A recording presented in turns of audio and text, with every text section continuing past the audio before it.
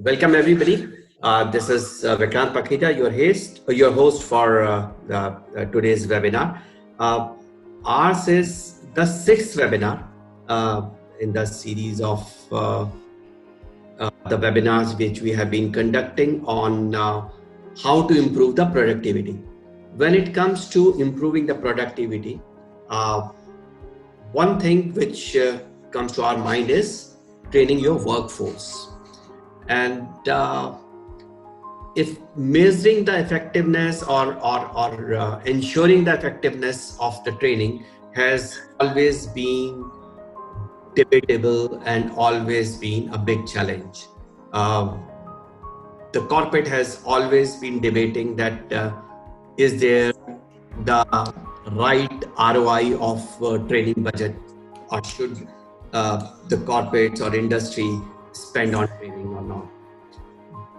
So I think we don't have a choice but to train our manpower. But then now the question is that how would you bring in more effectiveness in your training? So keeping that in mind, the topic of today's webinar is how to create good shop floor training material. So if you solve this riddle, then it means you have hit the nail on the head. So good training material reduces skilling cost, dependencies on external trainers. I mean, you can, if you have a good training material which is readily available for you, it definitely reduces your dependence on outside trainers, and it ensures continuous and embedded internal skilling programs in standardized work patterns. And keeping all this in mind, this webinar will be around three major points. One is that how to create good training material, of course. And second is use of different methods and techniques of training material creation, and the steps for creating effective training material. And as you know that this webinar series has been organized by Oro University in collaboration with Skilltelligent. If I talk about Oro University, it was established way back in 2011, and it is the first private university in South Gujarat with UGC recognition, and it is located in Surat. The university is grounded in value-based education. It focuses on integral and transformational learning, inspired by the philosophy of Sri Aurobindo's vision of integral education. It offers undergraduate and postgraduate and PhD programs in various schools like School of Business, School of IT, School of Law, School of Hospitality, School of Mass Communication and Journalism, School of Liberal Arts, School of Design, and soon there would be another edition that would be the School of Science. And about the Skilltelligent, as I have been telling you, that the Skilltelligent is engaged in the business of providing quality skilling and reskilling solutions to employed industrial workforce. Skilltelligent has executed many assignments to improve the skills of shop floor workers, their productivity, competency, work-related interpersonal communication skills, as well as for training to establish manufacturing best practices and methods within their employment work environment. Skilltelligent also undertakes productivity improvement and lean practices implementation projects with a focus of training of the workforce for sustenance. And Skilltelligence is headed by Mr. Atul Garg, who is the keynote speaker today. Mr. Garg has been chairman of Confederation of Industry Gujarat State Council, and he has been on several regional and national committees of Confederation of Indian Industry. He has more than 3 decades of experience in IT industry and has built several software products in his earlier companies. And he has extensive experience in manufacturing systems, processes, and building competencies in shop floor teams. So I would now request Mr. Garg to take the center stage and enlighten us with his presentation. Over to you, Mr. Garg. Thank you, Dr. Makhija.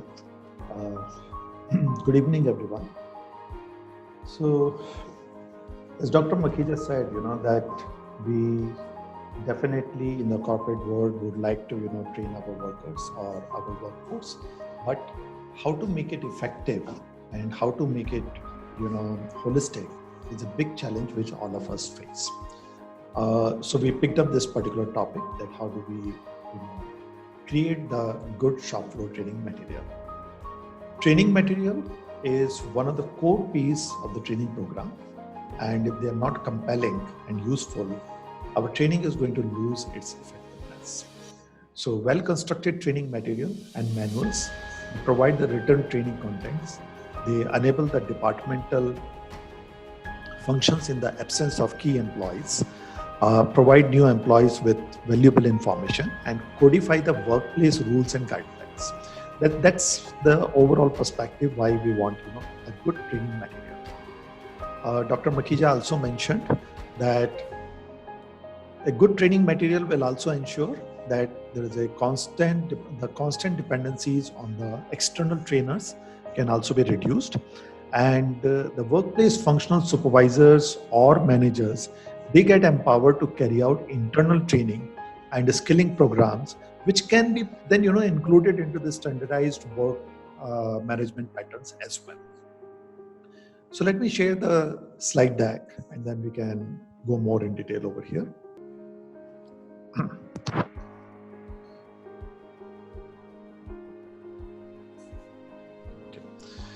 So we will today see how a good shop floor training material can be generated. Initially, it may seem quite a lot of effort, and it is.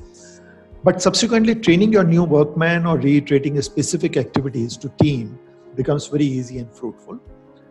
Let me make it clear in the very beginning itself that we are going to focus on creating training material for workmen, which is workers, operators, technicians, and so on for the shop floor. The similar approach can be applied for the supervisors, shop floor managers, and production executives as well. So it's not that, it is going to be different approach for workers versus the executives over here. Okay. In today's talk, we will try to understand what is the difference between the training material for classrooms and for shop floors. We will also touch upon the elements of good training, methods, and techniques of the shop floor training. Creating training material, looking also partially at the shop floor training material, and some of the training material which we'll share over here is also what we have created in our own company for some of our clients. So we'll also take that example to talk about. Okay. Shop floor training is for the workmen involved in the production activities and related functions. These trainings are based on the actual job descriptions and follow various guidelines and rules of the production process as well as organization. But before we start diving deep, let's understand what is the training. Training a person would mean that you develop a particular skill in the person to a desired standard by instructions and practices. Okay. One can also define this as a process by which effort is made to increase the knowledge and the skill of employees for the successful accomplishment of a specific job. Please note that the training includes not just instructions or gaining knowledge, but also practice as well as applying knowledge to ensure that target audience is able to perform the job efficiently for which training is being given. So we want to draw the results of the training and we just don't want to give the training. So that's why it's very important to focus on that side. Okay. How different is the shop floor training? Um, Shop floor training in concept remains same like other modes, but it is more skills based and related to successful accomplishment of a specific job. Shop floor training must meet quantifiable goals, which can bring a difference to working on the shop floor. And these trainings are usually focused on operations and related work areas. We don't focus on sciences, technologies, or the construction of equipment or machinery, but rather we train on operating them and using them for the production. So that's the difference which we have between other modes of the training versus the shop floor training. Shop floor trainings usually follow the standard operating procedures and related work instructions to deliver a job. Okay? And since training is for a job specific skill, a good training material would include several related tasks, which could be operational and personal safety, health and environment related training, shop floor communications and reporting, data management and collection, cross-functional team working, problem solving, continuous improvement and measurements, quality, maintenance, material handling, production system, and so on. So all these factors which go into the actual working on the shop floor, they all have to be included up into shop floor training. We just cannot come back and say that our training is going to focus only on a core operation of a machine and not on the related area. So that's a massive difference between the normal training versus the shop floor training over here. So how do we define the training material? Any means which is useful in training or skilling shop floor workforce would be considered as the training material. And this training material can be made up of machine manuals, work instructions, standard operating procedures, company rules and regulations, videos, simulations, photographs, illustrations, anything and everything which goes in helping the trainee understand the job better. So now let's look at what are the elements of the good learning over here. Learning in general is based on the psychological and scientific principles, and it is always good to understand the guiding principles behind the learning theory. But what happens when those who should be learning are less enthusiastic about the learning? They are not so inclined to learn. Then in that case, what do you do? So first premise we need to understand while developing training contents or material is motivation. Okay? If a learner does not feel a sense of motivation to learn, they are not going to learn anything. And it is that simple. So people have to have the motivation before you start training them. Clearly defining how the learning content will impact the learner's job in a way that is tangible and immediate is very important. In other words, if I say it, we should not leave it up to the learner to guess why the information is being presented, but rather tell them upfront why they are expected to learn the material. Okay? And learners in shop floor are likely to be more engaged if they can see an opportunity of the personal advancement. So learners may be motivated by some type of built-in competition during learning. And basically it will all boil down to a very basic principle. People will want to learn when they feel it will bring some type of benefits or value to their lives. And that is what drives the motivation, period. So the motivation has to have some tangible benefit visible to the learners. The second element of the training is reinforcements. Reinforcement can be approached in two ways. The positive reinforcement, which is about offering something that would encourage the good behavior. For an example, development-based learning could center on the idea of the potential for a raise with the learning of a new skill. If I learn something new, I would get a better, pay grade or something like that. On the other hand side, the reinforcement could also be negative, which is about taking steps to alleviate a bad behavior. For an example, safety training to be given to reduce the number of mistakes happening in the workplace. So that's the second element of the learning over here, or the training. The third element of a training comes down to is retention. It is very important to find out about whether the information given to the workers or the trainees will be retained or not. Some good ways to encourage better retention of material could include interactivity, quizzes throughout the learning, opportunity to immediately put in practice what has been taught. So that again helps out into retention of that knowledge into the person. The fourth and the last part of the elements of learning is transference. Now, what is transference? Transference is the phenomena whereby we unconsciously transfer feelings and attitude from a person or a situation in past to a person or situation in present. Okay?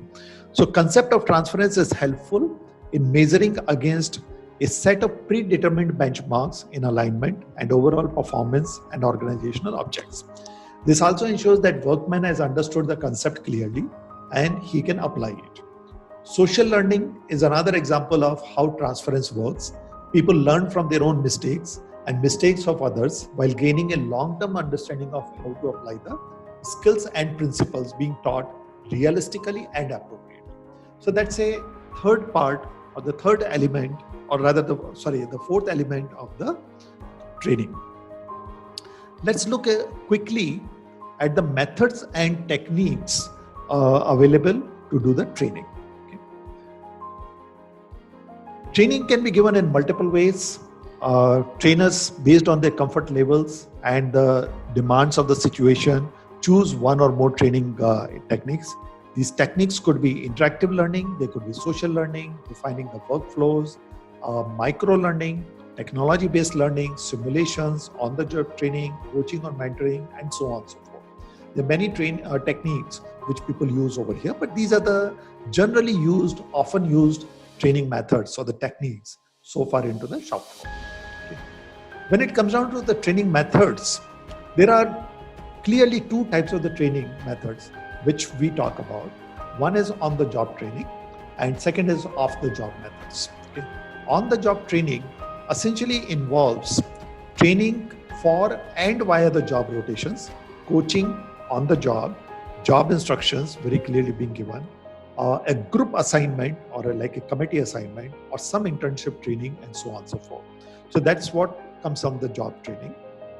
Off-the-job methods are more like case studies, incident studies, role plays, in-basket methods, business games, grit training, lectures, simulations, and so on and so forth. In the off-the-job method, it's very difficult to, actually do the job. So you rely quite a lot upon the simulations, you rely upon the case studies, you rely upon some incidences which may have happened in the past, and so on and so forth. Whereas in the on-the-job, you can actually do the entire thing and have a feel of the actual work. So these are the two, prominent methods of training for the shop floor workforce. So let's look into how does the training material creation takes place. What are the steps involved into that? Okay, and what we can do to create a good training material for the shop floor worker.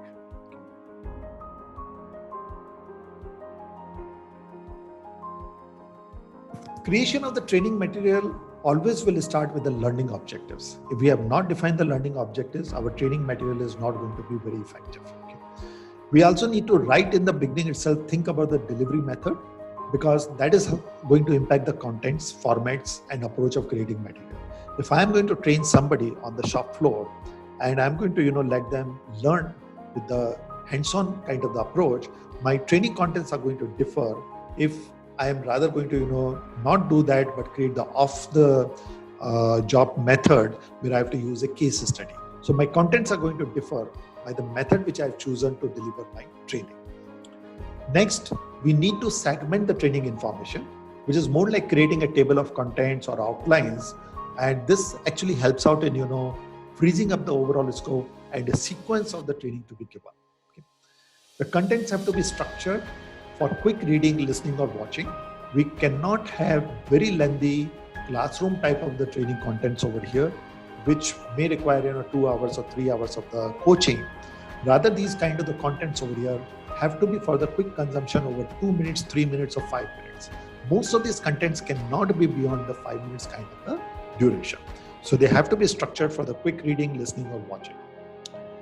We have to ensure that the contents which we create, they're embedded along with assessments, and each of the steps which we train about has assessments planned for them. Assessments cannot be taken at the end of it. Of course, we do take some assessments at the end as well, but inline assessments or while training assessments become more effective because we are asking them to verify back and tell us what they have understood, check their internalization of the knowledge, and help them to correct it if they have not done it correctly. And last, we have to plan for getting the feedback, so we know that how effective our training material has been and what can be done to further improve upon it. So these are the basic 6 steps under which we will create the shop floor training material for any kind of a job on the shop floor.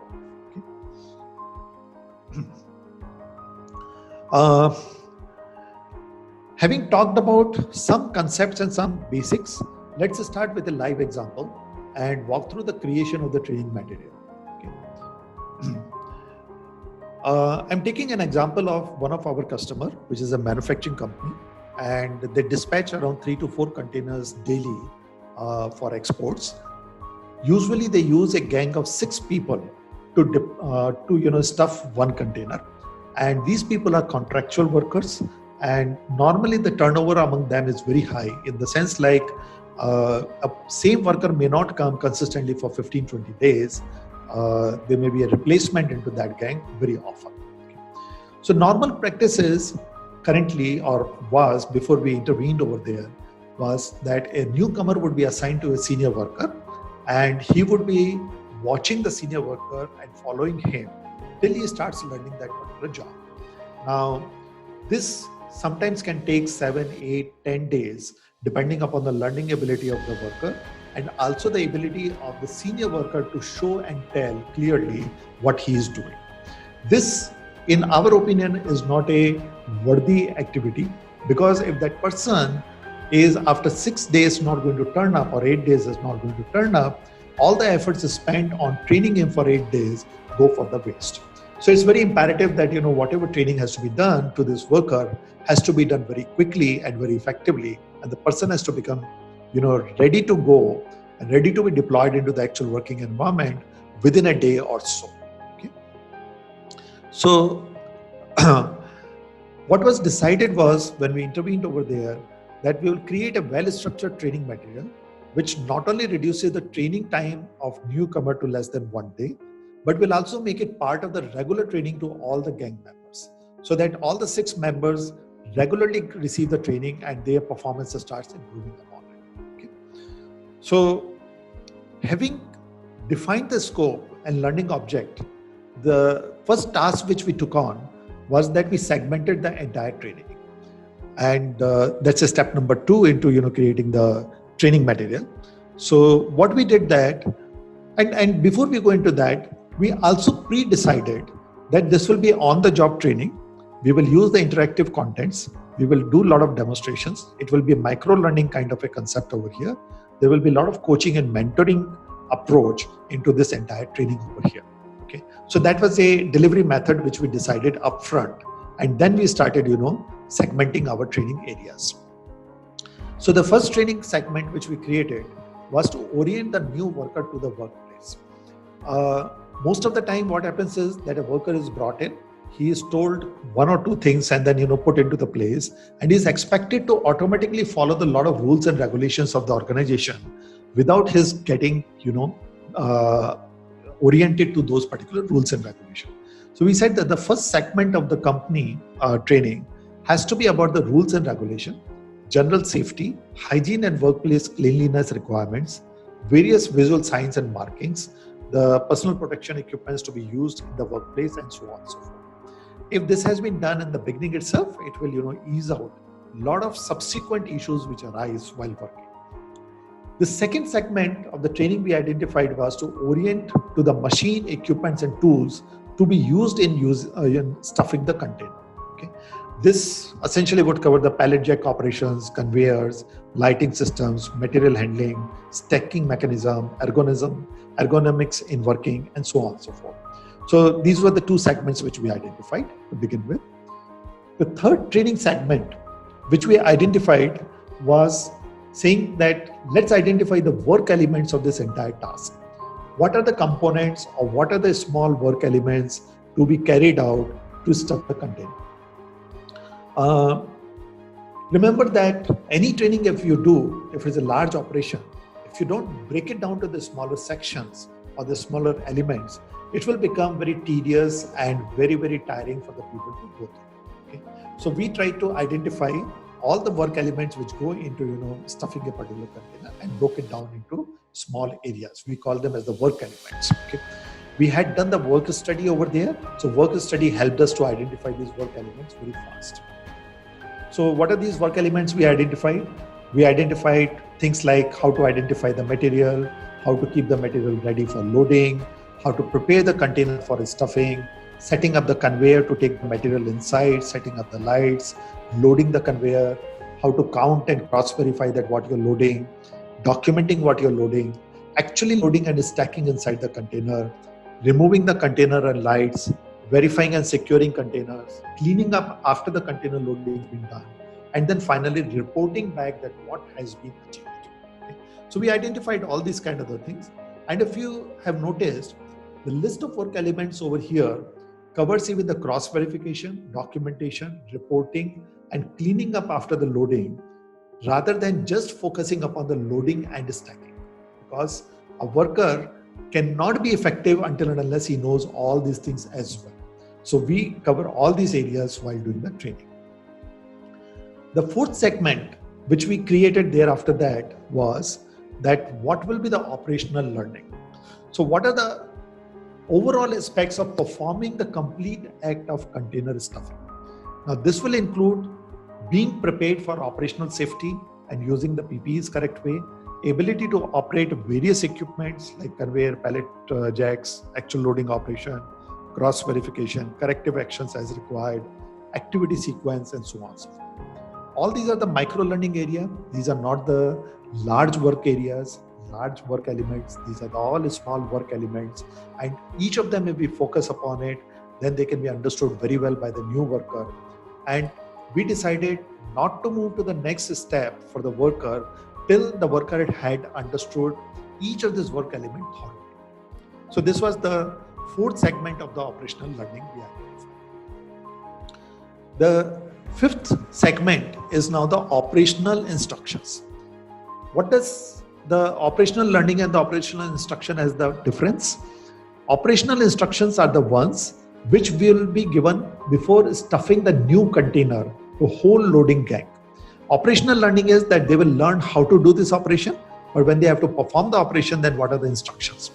And these instructions could include that what is the work order, how to identify the particular material to be dispatched for that work order, what is the loading sequence or the metrics, what is the actual standard time it will take to complete a task, what if something goes wrong, a box falls, or the material spills, then how to take a corrective action, and so on and so forth. Here we will also identify that if 6 people have to work, who will play what role and where he will be positioned while doing this particular task, and what are the exact instructions for that particular position. So they will all form part of the operational instruction. And we identified that as the fifth segment of the training material. Okay. The sixth and the final segment we identified was the assessment, which essentially says is that how will we assess that each operation which we have taught or each work element which we have taught, the person has understood it well, and we can also verify that their knowledge is of the sufficient level. They can demonstrate that whatever they have learned, they can also perform it to the same levels, and they also have a clarity in terms of why they are doing it, what they are doing it, how they should be doing it, when it is to be done, and so on and so forth. So this is what we focused out as the segmenting of the training material. So 6 segments which we ended up creating over here. Now let's look at the various training contents of the material which we created for the above goals and the training segments. I'm not going to walk you through every training slide which we created for them, because that was around 4 hours of the training material. So I can't definitely walk you through every training material content, but I'll give you a sample of each of them, the crucial ones, and hopefully that will help you to understand how the training material has been created for effectiveness. Okay. So when we created the training material for the company rule, we ensured that the training material has very clear instructions. And if there are associated visuals, then they are included into that training material. For an example, if the material is, or the rule is that there is no chewing or smoking allowed within the factory premises, then a visual sign will also be shown, and they will also be told that, look, what does this mean? You cannot, spit around, you cannot chew over here, so that you have to spit, you cannot smoke over here. The symbols mean that no smoking, no chewing, okay, or no spitting. So this has to be accompanied along with the visuals. If there is a kind of a punitive action imposed, which fundamentally says that if you do this, I am going to, put a penalty on you, then that penalty also has to be very clearly identified and made as part of the training material. People have to know upfront. You cannot expect them to later on find out and say that, look, you should have been knowing about this. You cannot leave it to their imagination. So if punitive action has been there, then we have identified that if anyone is found smoking or chewing tobacco or spitting, he will be fined 500 rupees. So that's a part of the training material itself. For the safety rules or for the hygiene and health, again, there will be very specific instructions, and if required, corrective actions also may be mentioned. The training material must contain the visuals. For an example, employees must wash the hand. There is a visual over here. This will be pasted at the specific area, and people can say that, yes, I must wash my hands. So at the entrance itself, if it is important for them to wash the hands before entering, this will have to be pasted at the entrance level itself.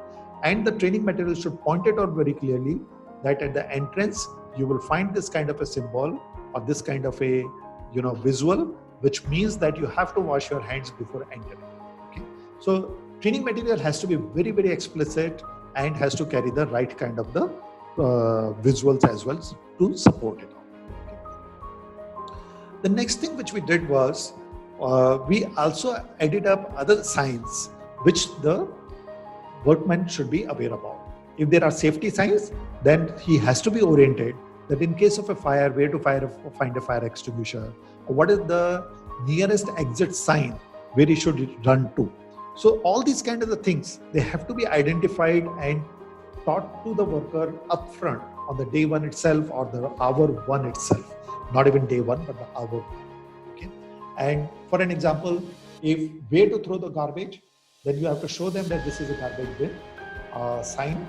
If you go in the factory, wherever you find the garbage bin sign, there will be garbage around it, and you can throw the garbage only over there into that garbage bin. You cannot throw it around anymore. So all these instructions have to be very clear. What we also did was, we also talked about saying that this is the shop floor layout, and we said that this is the area where you will be working. So they were also made aware about that where in that entire factory they will be working.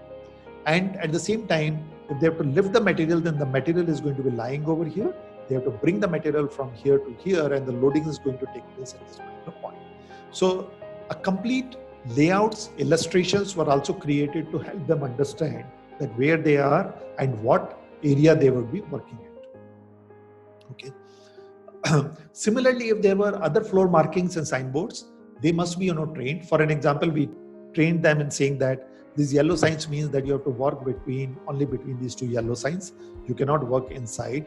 If a pallet has to be stored, it has to be stored within these yellow boundaries only.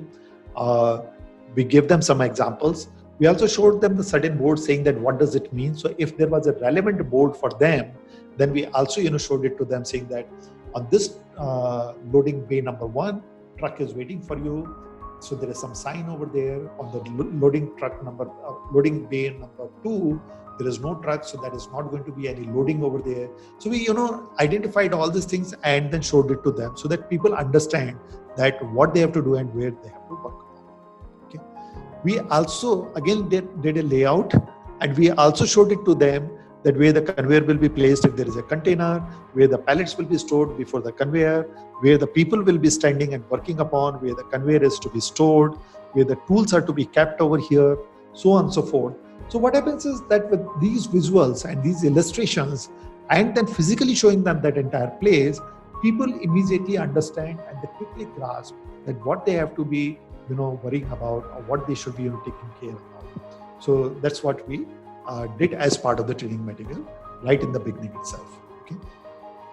The other training material which we created was that when you are loading and stuffing a container with multiple orders or different types of material, or maybe even different packing sizes, it's very important to have a loading pattern and a sequence.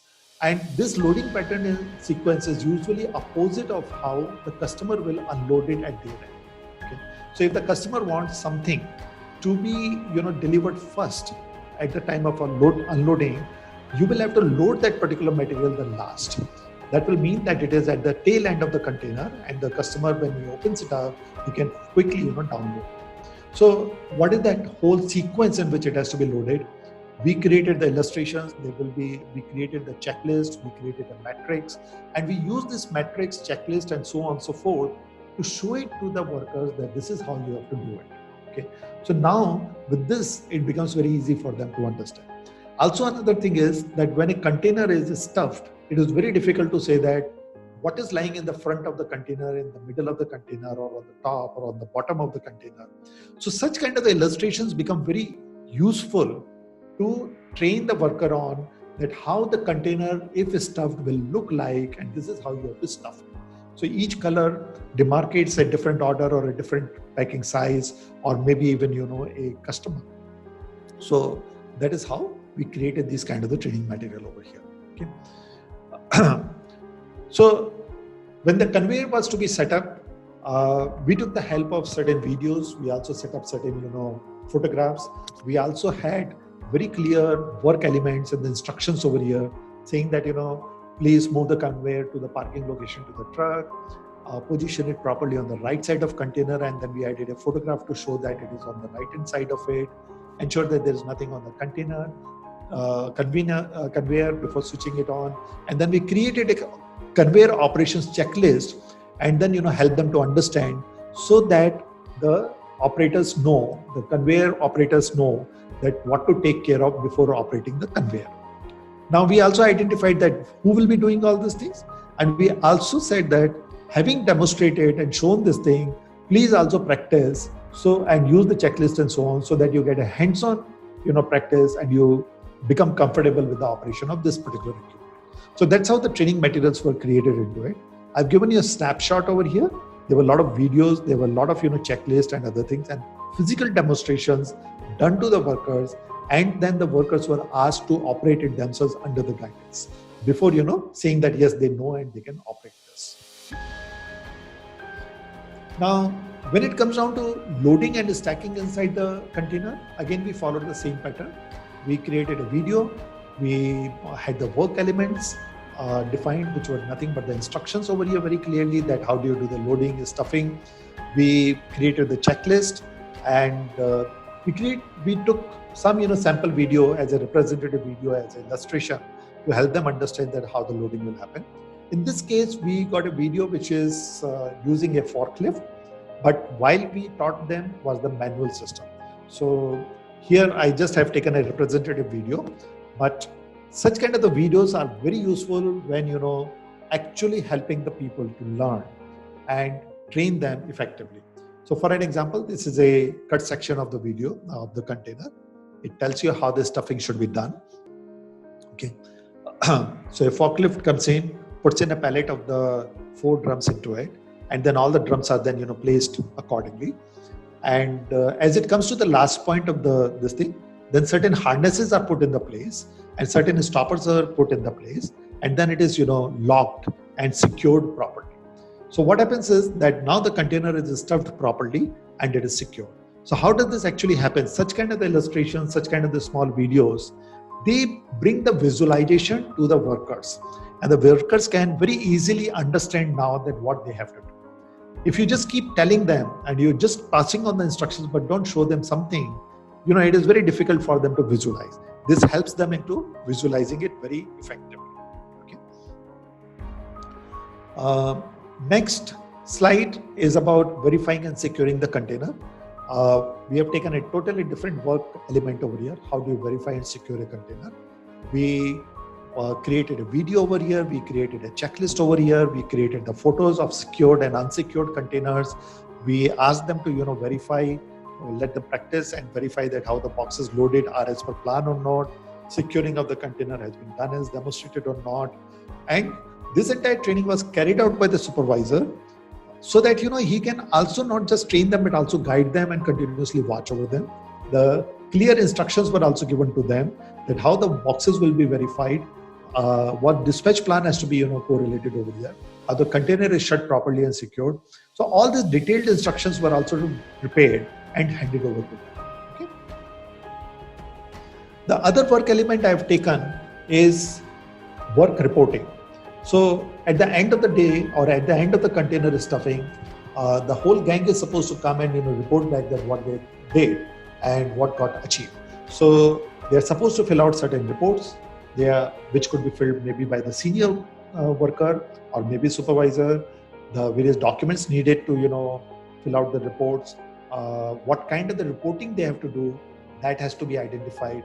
Who would give the reporting had to be also said.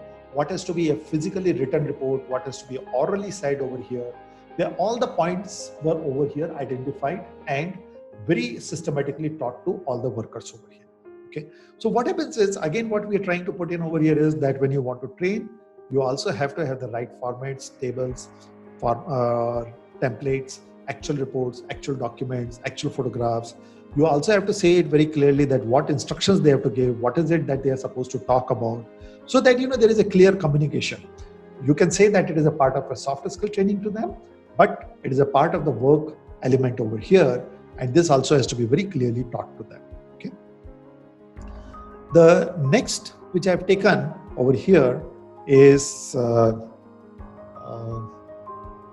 sorry, I think I'm missing something. Okay. So we also took the ergonomics. We also talked about that, how you should be lifting the boxes, what is the correct posture, using the right and wrong postures, and using the illustrations also helps them to understand. So not only you demonstrate, but you also let them picturize it, let them also visualize it, prepare the illustrations and show it to them. That always helps them to understand it better. Now, if you train them on such kind of the things also upfront, it reduces the fatigue into their work, and if there is a lesser fatigue, the attrition in the workforce also comes down. So it's also very important to reduce the fatigue in the work to retain the employees. So that again becomes a part of the training, and the training has to be demonstration based, illustration based over here. Another example is handling the pallet trolley. So again, certain instructions that how do you balance it, how do you load the pallet trolley, how do you carry it, they all had to be given as a very clear instructions with illustrations and also demonstrated well. What we also did over here is we also used a small video to show that how does the pallet truck actually work, so that people understand and they realize that this is how the pallet truck has to be operated and how does the internal function of the pallet truck takes place. So here the pallet has been placed below, truck has been placed below that. He's doing the pumping action. This pumping action is actually putting up the fluid over here and pushing the hydraulics up, which is lifting this entire thing. So such kind of the small things, small videos helps them to understand the operation more effectively rather than just telling them that this is what you have to do. Okay.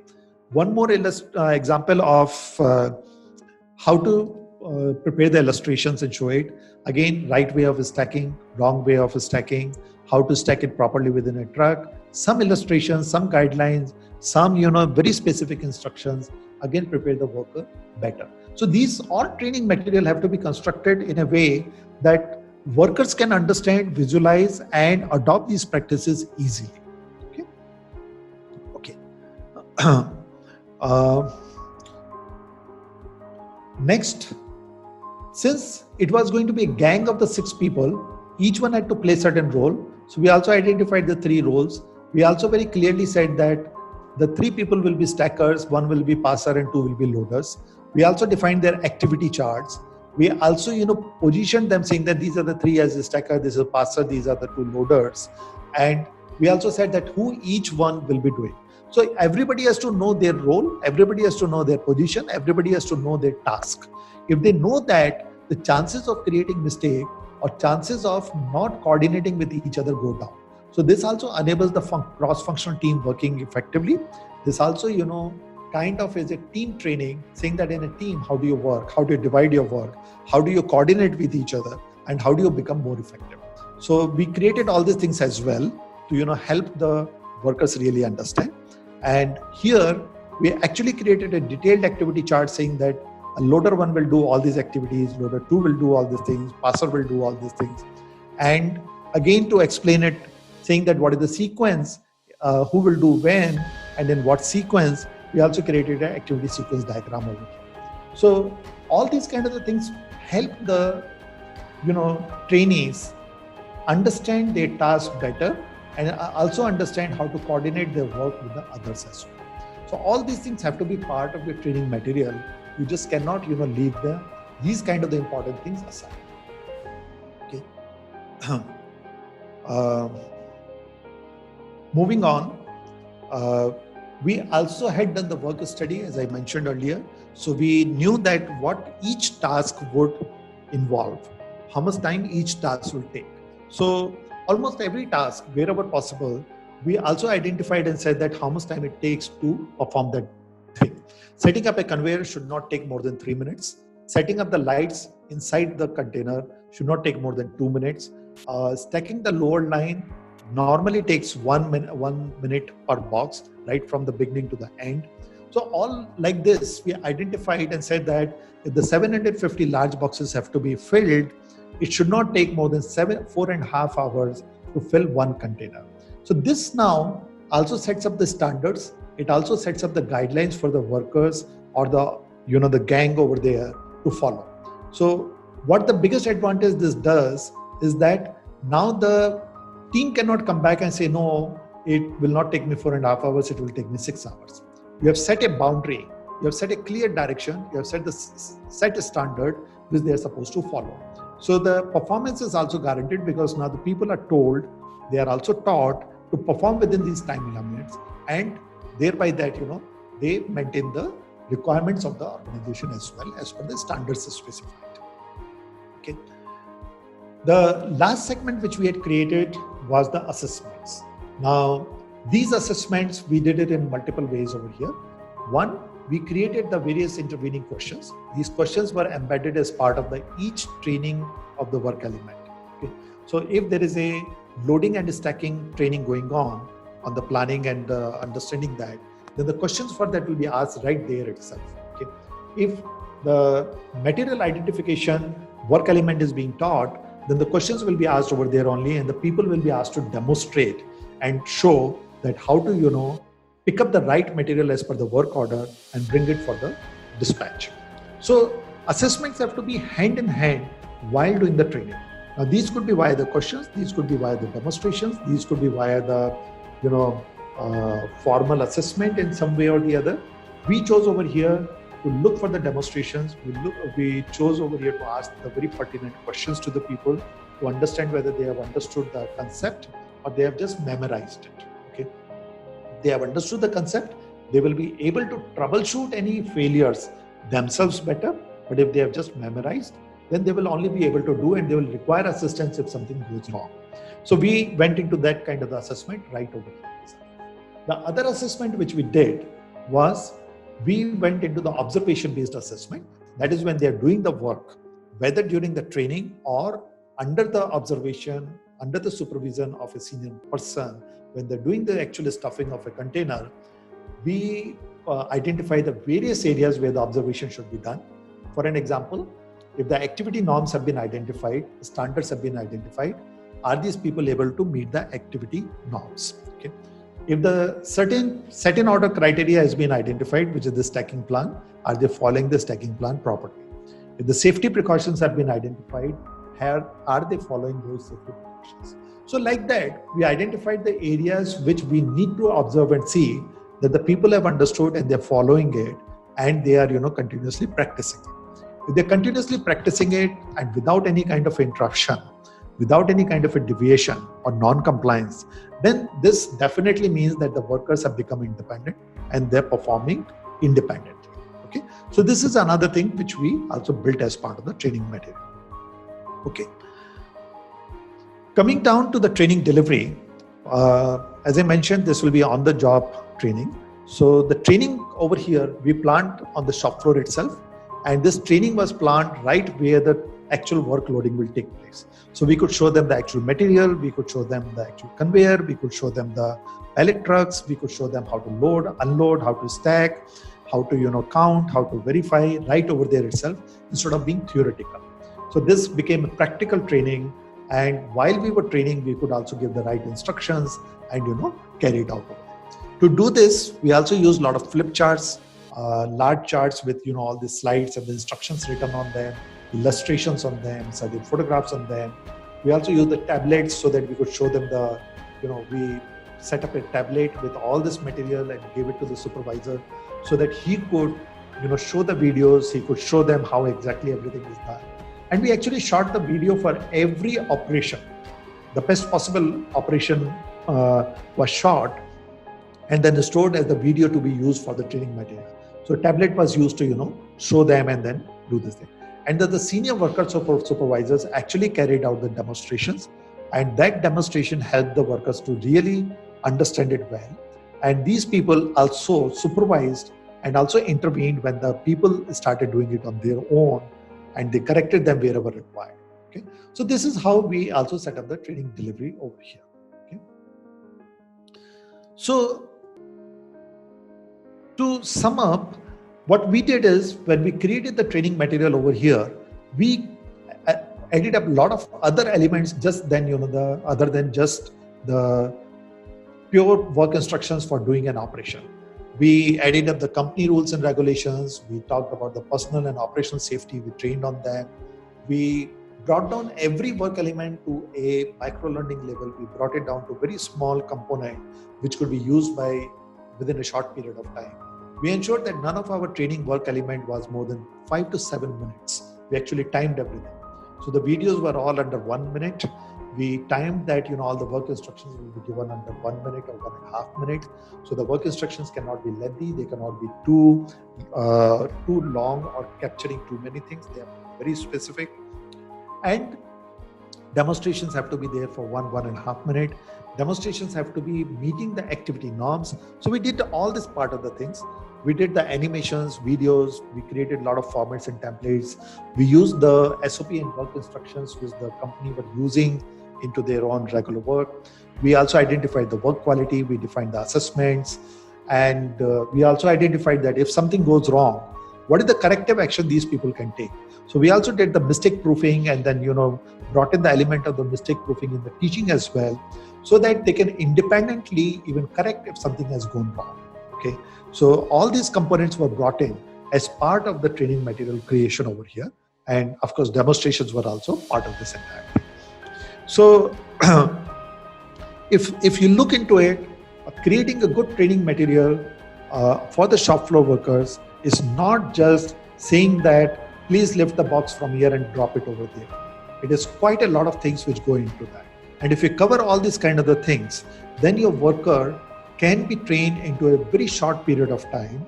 And these training material can be used by your supervisors into daily briefings or on a day-to-day basis by picking up the specific work element which they want to focus on.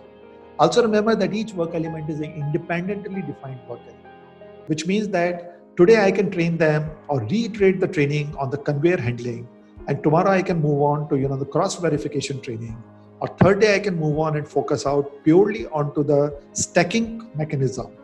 They all can be independently done, and they are complete in their own ways. Okay, so that's how, if you create the work training material, it becomes very useful and very effective for the training the shop floor people over here.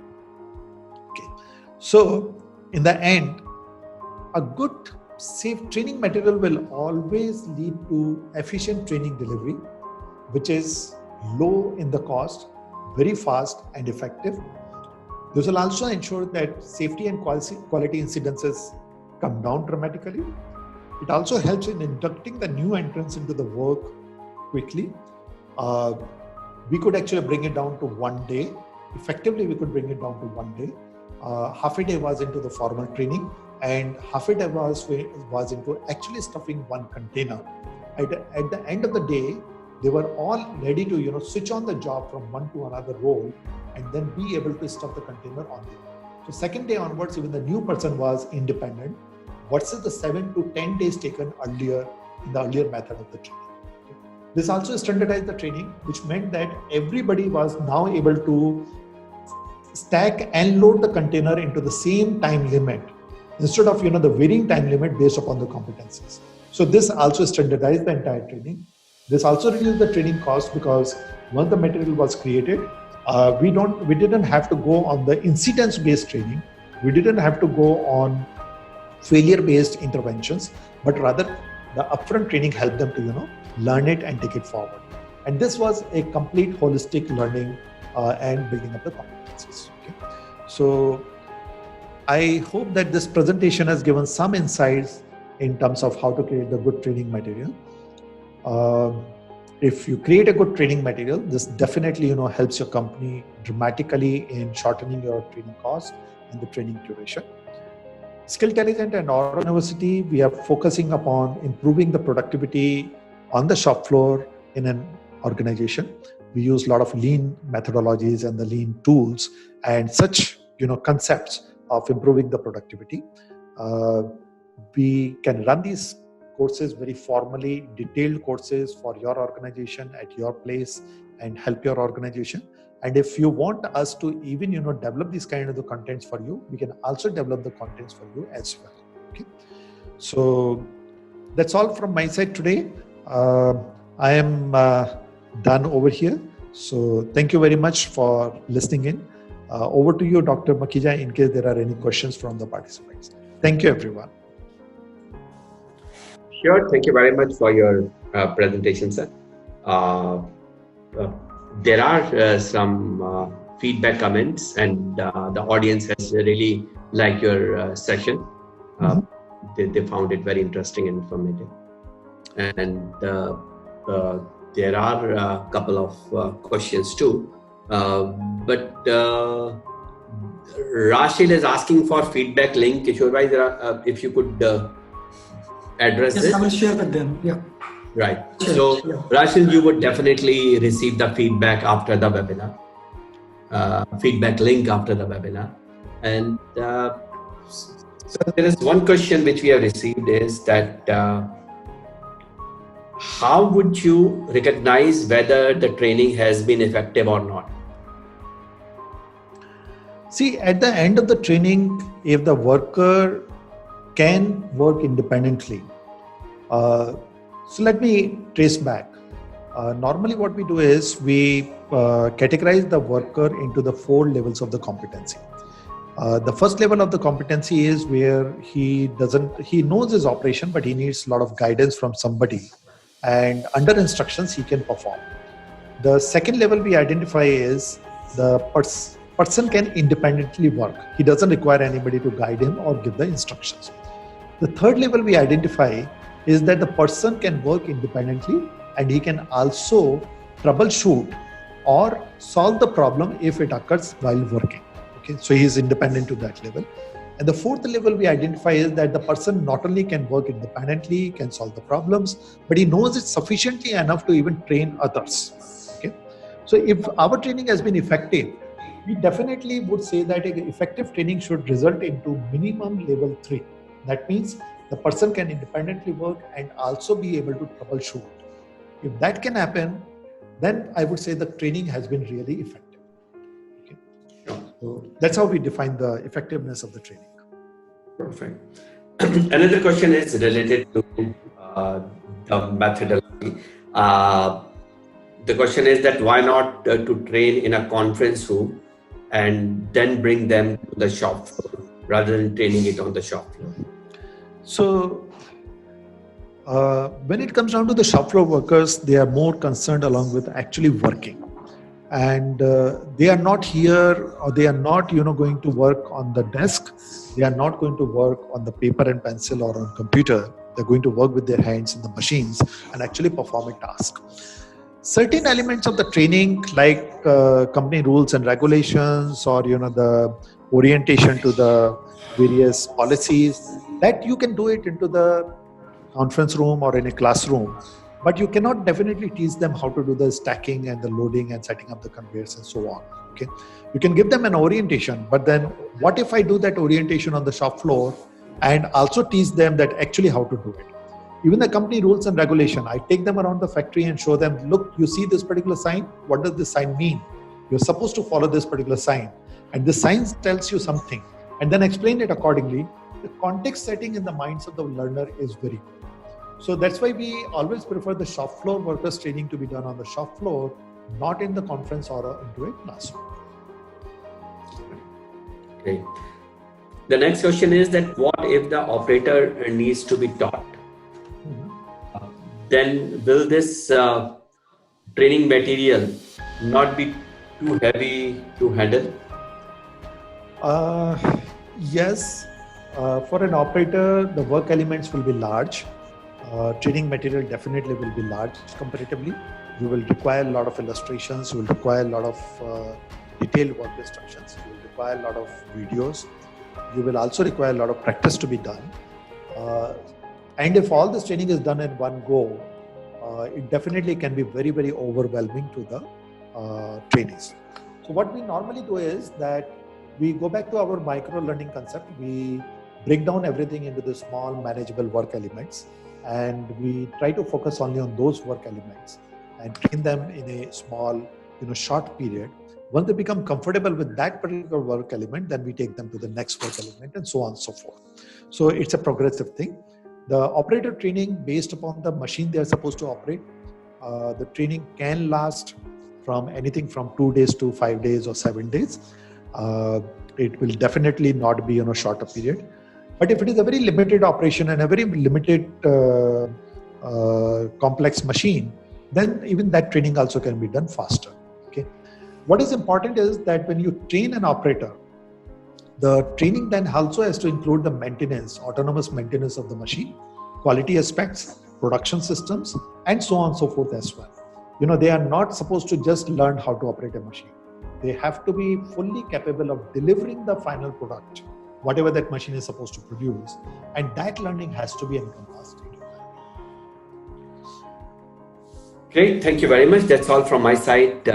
And thank you very much. Like always, it has been a very enlightening and interesting session from you. And are you meeting next, Kishore bhai? So yes, as rightly said by Atul sir, that good training material reduces skilling cost, dependency on external trainers. It not only helps in standardizing the production process, but also enhances the productivity. We all know that the productivity of an individual is directly related to its own motivation. And shop floor training, if combination of good content and deliverance, can actually add to the motivation of employees. Today, we have gone through very briefly on creating training material, steps involved in it, and different techniques. And I'm sure this would certainly help us in creating good or modifying our training material. So here we have the end of our webinar today. And again, next week on Friday, we'll be having our next webinar, and maybe within a day or two, we will announce the topic also. I would request all of you to share your feedback. I have shared the feedback link. Those who have not received it, I'll be sharing it again. You are requested to share your feedback and what are the topics you would like us to touch upon.